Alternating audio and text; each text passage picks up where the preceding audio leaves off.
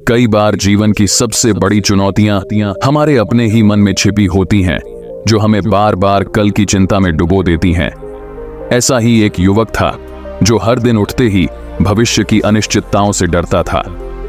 एक दिन उसने सुना कि बुद्ध, जिनकी शिक्षाओं ने अनगिनत लोगों को जीवन की सही राह दिखाई है, उसके गांव में आए हैं। उसने ठान लिया कि वह अपने इस डर और चिंता से छुटकारा पाने के लिए उनसे मार्गदर्शन प्राप्त करेगा।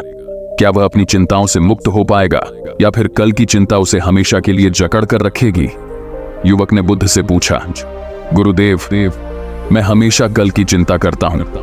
मेरे मन में हर समय यह डर बना रहता है कि कल क्या होगा, क्या मैं सफल हो पाऊंगा, क्या मेरी समस्याओं का समाधान होगा। मैं इस चिंता से मुक्त कैसे हो सकता हूं?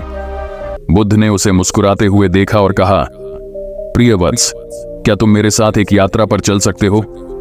युवक ने सिर हिलाकर हामी भरी। बुद्ध उसे एक शांत और सुंदर जंगल में ले गए, जहां एक नदी बह रही थी। दोनों वहां एक पेड़ के नीचे बैठ गए। बुद्ध ने नदी की ओर इशारा करते हुए कहा, वत्स, इस नदी को देखो, यह लगातार बह रही है। क्या तुम्हें लगता है कि यह नदी कल की चिंता करती है कि कल इसका पानी सूख जाएगा? युवक ने चौंक कर कहा, नहीं गुरुदेव, यह नदी बस बहती रहती है, बिना किसी चिंता के। बुद्ध ने फिर कहा, और यह पेड़, क्या यह कल की चिंता करता है कि कल इसे पानी मिलेगा या नहीं? युवक ने उत्तर दिया, नहीं गुरुदेव, यह पेड़ बस अपने स्थान पर स्थिर रहता है और जो कुछ भी इसे मिलता है उसी से वह अपना जीवन जीता है। बुद्ध ने युवक की ओर देखा और बोले, तो फिर तुम क्यों कल की चिंता में अपना वर्तमान खो रहे हो? प्रकृति हमें सिखाती है कि हमें वर्तमान में जीना चाहिए, न कि भविष्य की चिंता में। भविष्य का नियंत्रण हमारे हाथ में नहीं है, लेकिन वर्तमान का नियंत्रण अवश्य है। युवक ने बुद्ध की बातों को ध्यान से सुना और महसूस किया कि उसकी सारी चिंताओं का कारण उसका अनिश्चित भविष्य के प्रति डर था। वह समझ गया कि भविष्य की चिंता करके वह वर्तमान की शांति और सुख को खो रहा है। बुद्ध ने फिर कहा, चिंता उस आग के समान है जो तुम्हारे मन को जलाती रहती है। अगर तुम इस आग को बुझाना चाहते हो तो तुम्हें अपने वर्तमान पर ध्यान केंद्रित करना होगा। आज का दिन तुम्हारा है, इसे जियो। कल का दिन कब आएगा और कैसे आएगा, यह किसी को नहीं पता। युवक ने सिर झुकाकर बुद्ध को प्रणाम किया और कहा, गुरुदेव, मैं समझ गया हूं।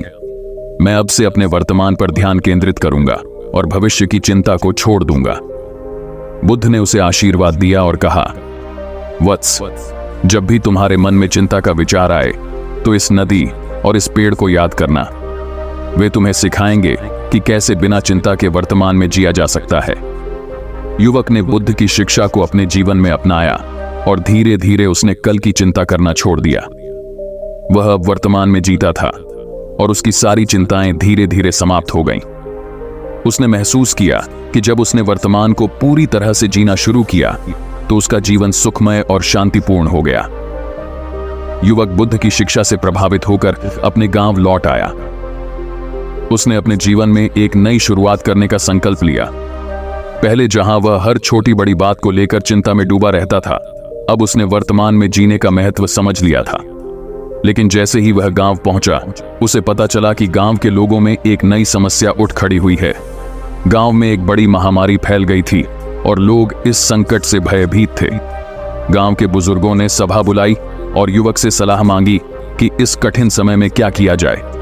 युवक ने बुद्ध की शिक्षाओं को याद करते हुए कहा, हम सभी इस महामारी से डर रहे हैं और कल की चिंता में खोए हुए हैं कि क्या हम बचे रहेंगे।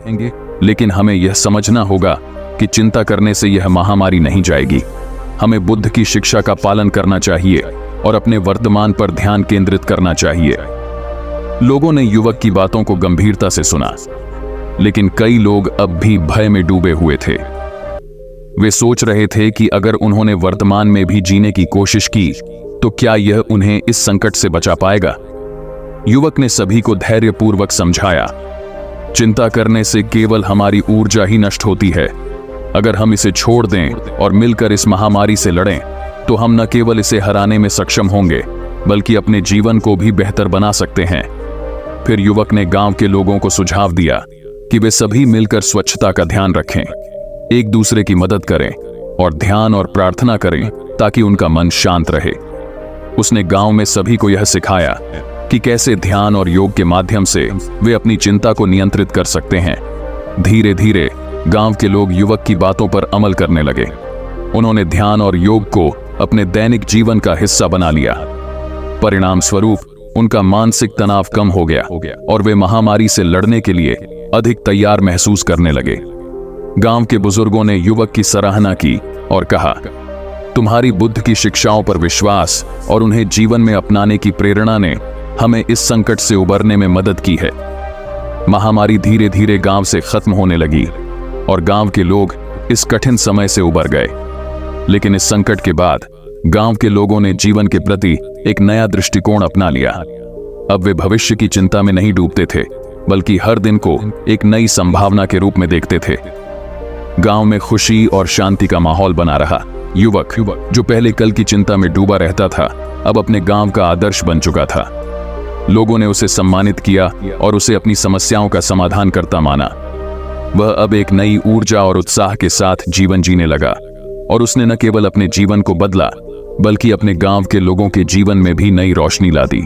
एक दिन गांव के बुजुर्गों ने युवक से पूछा, अब तुमने वर्तमान में जीने का महत्व समझ लिया है, लेकिन क्या तुम हमें बता सकते हो कि क्या अब भी तुम्हारे मन में कभी कल की चिंता आती है?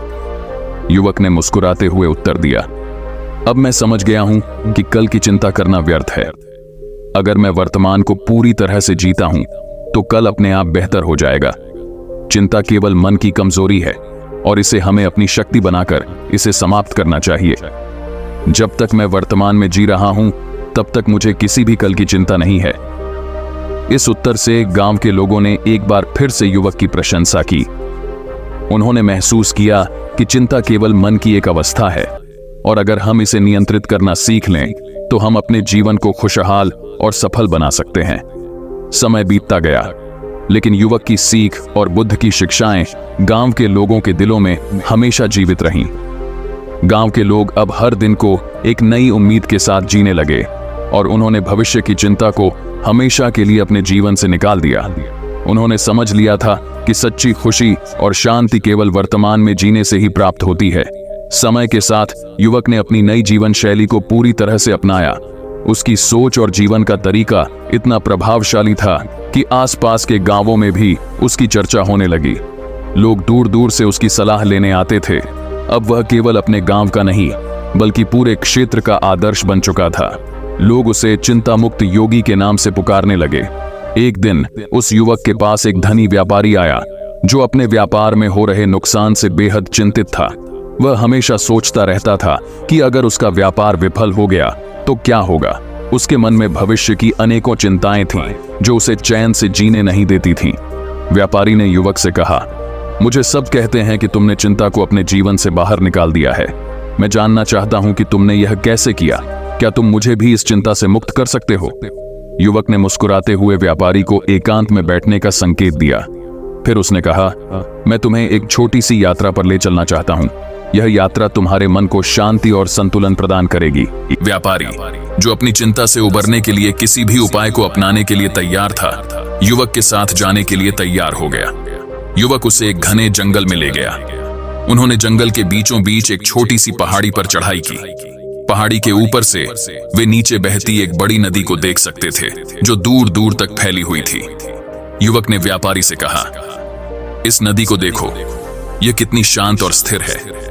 लेकिन अगर तुम इसके पास जाओगे तो तुम्हें इसके भीतर की गहराई और प्रवाह का पता चलेगा। यह नदी जीवन का प्रतीक है। जब हम इसे दूर से देखते हैं तो यह हमें स्थिर और शांत लगती है, लेकिन जब हम इसके पास जाते हैं तो हमें इसकी गहराई और अंदर का संघर्ष दिखाई देता है। जीवन भी इसी तरह होता है। व्यापारी ने युवक की बात ध्यान से सुनी, लेकिन वह अब भी समझ नहीं पाया था कि इसका उसकी चिंता से क्या संबंध है। उसने पूछा, लेकिन यह मुझे मेरी चिंता से कैसे मुक्त कर सकता है? युवक ने मुस्कुराते हुए उत्तर दिया, हमारी चिंताएं हमारे मन की गहराई में छिपी होती हैं। जब हम दूर से देखते हैं तो वे हमें बड़ी और भयानक लगती हैं, लेकिन जब हम उनके पास जाते हैं और उन्हें समझने की कोशिश करते हैं तो हम पाते हैं कि वे वास्तव में उतनी बड़ी नहीं होती जितनी हम सोचते हैं। युवक ने व्यापारी से कहा, तुम्हारी चिंता इस नदी के उस हिस्से की तरह है जो तुम्हें गहरा और भयानक लगता है, लेकिन अगर तुम ध्यान से देखो तो तुम्हें पता चलेगा कि यह नदी जीवन की तरह ही प्रवाह में है। तुम्हारी चिंता भी समय के साथ बहकर चली जाएगी, जैसे इस नदी का पानी। व्यापारी ने युवक की बातों को गहराई से महसूस किया। उसने समझा कि उसकी चिंता वास्तव में उसके मन की एक रचना थी, जो उसे वास्तविकता से अलग कर रही थी। वह सोचता था कि कल का दिन उसके लिए कष्टमय होगा, लेकिन उसने महसूस किया कि यह केवल उसकी सोच का परिणाम था। युवक ने व्यापारी को ध्यान और आत्मचिंतन का महत्व सिखाया। उसने कहा, जब भी तुम्हारे मन में चिंता आए तो अपनी सांसों पर ध्यान केंद्रित करो, उसे महसूस करो जैसे यह नदी अपने प्रवाह में बहती है।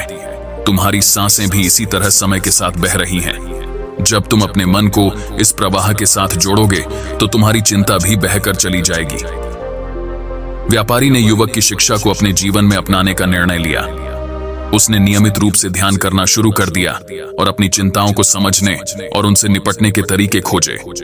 धीरे धीरे उसकी चिंता कम होने लगी और वह जीवन के प्रति अधिक सकारात्मक दृष्टिकोण अपनाने लगा। व्यापारी ने अपने व्यापार को भी नए सिरे से चलाने का निर्णय लिया। उसने अपने कर्मचारियों के साथ मिलकर काम करने की योजना बनाई और व्यापार को धीरे धीरे फिर से खड़ा किया। अब वह केवल व्यापार की चिंता में नहीं, बल्कि उसकी सफलता और उसमें जुड़े सभी लोगों के कल्याण के बारे में सोचता था। समय के साथ व्यापारी का व्यापार फिर से सफल होने लगा, लेकिन इस बार वह अपनी सफलता को केवल धन में नहीं मापता था। उसने सीखा कि सच्ची सफलता जीवन की शांति और संतुलन में है। उसने अपने अनुभव को अन्य लोगों के साथ भी साझा करना शुरू किया और वह भी एक प्रेरणा स्रोत बन गया। युवक, जिसने व्यापारी को उसकी चिंता से मुक्त किया था, अब पूरे क्षेत्र में सम्मानित हो चुका था। लोग उसके पास अपने जीवन की समस्याओं का समाधान ढूंढने आते थे। उसने अपनी शिक्षाओं के माध्यम से लोगों को सिखाया कि जीवन की चिंताओं से मुक्त होकर कैसे शांति और सुख प्राप्त किया जा सकता है। इस प्रकार युवक ने न केवल अपने जीवन को बदला, बल्कि उसने अनगिनत लोगों के जीवन में भी बदलाव लाया। उसकी शिक्षाओं ने लोगों को सिखाया कि कल की चिंता में वर्तमान को न खोएं, बल्कि हर दिन को एक नई शुरुआत के रूप में देखें। इस कहानी के माध्यम से हमें यह सीखने को मिलता है कि जीवन की सच्ची खुशी और शांति केवल वर्तमान में जीने से ही प्राप्त होती है। जब हम अपनी चिंताओं को पहचानते हैं और उन्हें नियंत्रित करने का तरीका सीखते हैं, तो हम वास्तव में एक खुशहाल और संतुलित जीवन जी सकते हैं।